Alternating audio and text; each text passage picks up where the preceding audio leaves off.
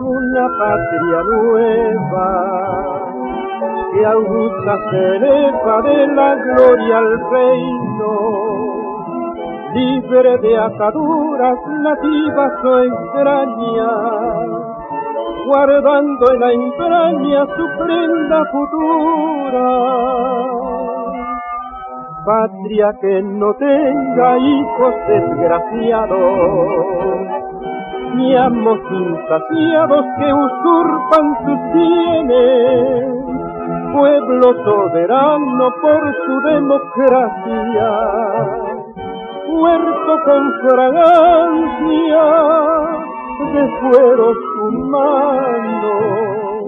es un paraíso sin guerra entre hermanos,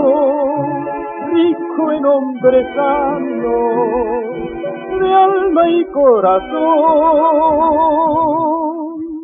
con niños alegres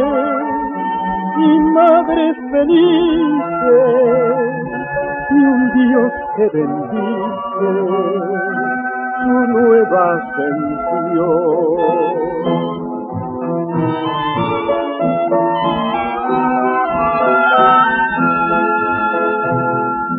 Patria sin murallas para el pensamiento, libre como el viento, sin miedo a metralla, la nación modelo que por su cultura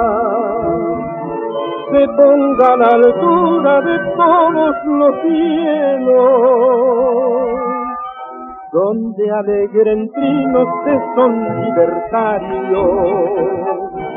a los proletarios y a los campesinos,